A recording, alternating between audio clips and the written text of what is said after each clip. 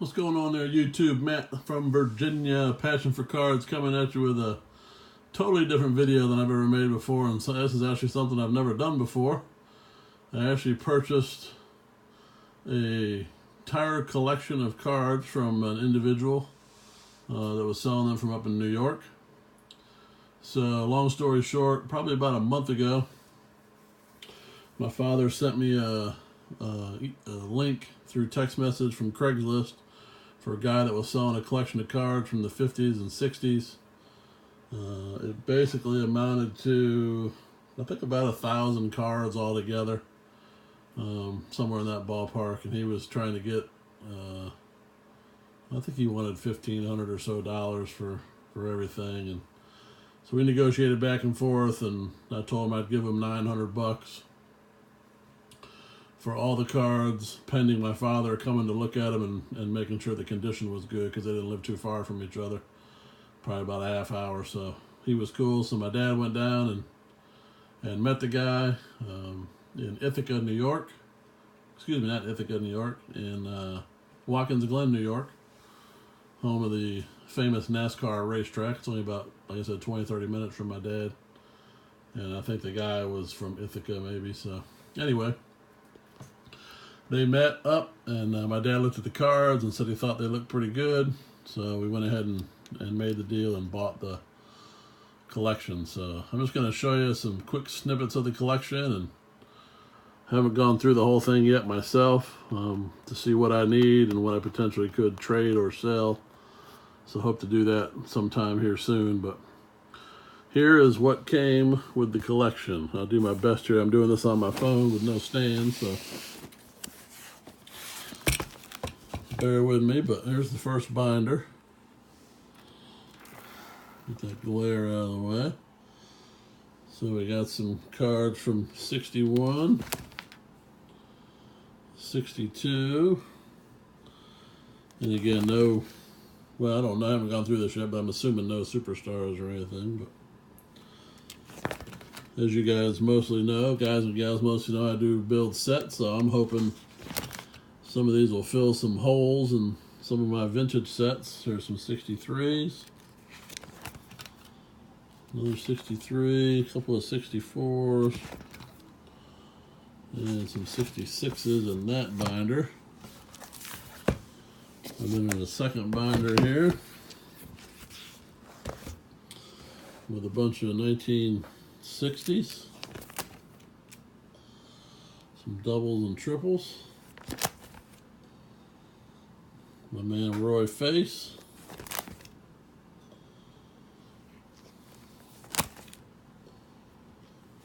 So a pretty good run of 1960s here. They look to be in decent condition from what I've seen so far. So again, hopefully I can use some of these to fill some holes in my sets, and then the rest I can try to trade or sell or whatever. So this whole binder so far is 1960, so that's good. Typically, the closer I get away from 67 towards 52, the scarcer my sets become. So we'll see how that goes when I start seeing which ones I need. There's a bunch of the 1960 rookie cards.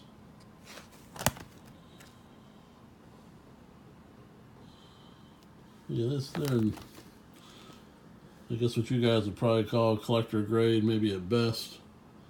You know, certainly no gem mint cards or anything, but that's okay with me. If nothing else, I can throw them in the set, and good Lord willing, I got enough time to come back around and upgrade the condition, then so be it. If not, then I still got the set card for the set. So that was the only two binders of cards that were in there. What was in the other thing that came was all these cards here in top loaders.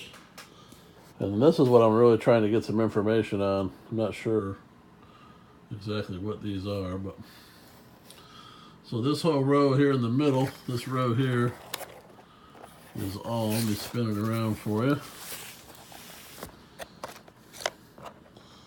All all 1959 Topps. And again, I don't know who's in there and who isn't, but they're all from 1959, all the way to the back. So you got a row of 59s. I'll save those two. And then starting back here, you got a group of 57s. You got a nice stack there of 1956. Just a couple of cards from 55. Let's see here. Looks like some kind of vintage Fleer, maybe.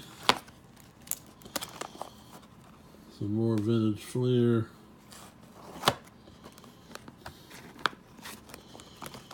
This group here is 55 Bowman. This whole section, all 55 Bowman. And you got a nice group here of, looks like 54 Bowman. And then a front group here of,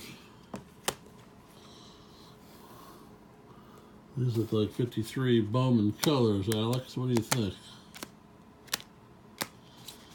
Best I could tell, anyway. So everything in this row here, this final row, is from the, looks like from 53 to 56, 57, I'm sorry. Then a whole row here of 59s. And then this final row over here is, starting in the back here, a bunch of partial sets. But then in the front here, there's two complete sets. And again, I'm not sure what they are, but here's what they look like. I think they're called the R.G. Laughlin or Laughlin Fleer World Series cards. This is what they look like. They appear to be in, again, pretty good condition. So there's the front of the first card, number 1. And then the back says 69 World Series. Manufactured by Fleer, 1968. I just can't find a lot of information on them, so.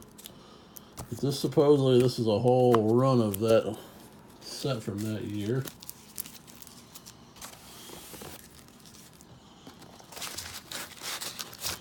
And then behind that is a second set of the same cards. And then back here you can see is that set's missing 7, missing 11, missing 15, missing 23. So a bunch of partial sets of the same Laughlin series. So please comment below, let me know what you know about those cards, if anything. And then the two big cards that I also got was the 65 Mantle Clutch Home Run. So I was happy to get that. And then I got this 68 Mantle that you can see. Maybe a little stain there, but for the most part, looks pretty good. So that was the collection that me and my dad picked up. So let me know what you think. Let me know again about those R.G. Laughlin cards, if you know anything about them, A, and B. Let me know if you think it was a good buy, bad buy. Like I said, it's the first time I've ever done that type of transaction where I bought somebody's whole collection. So again, I'm hoping to get enough of those cards out of there to put in my sets and then trade or sell the rest to at least break even and keep adding to the collection. So let me know what you think. Everybody have a great rest of the week and stay classy.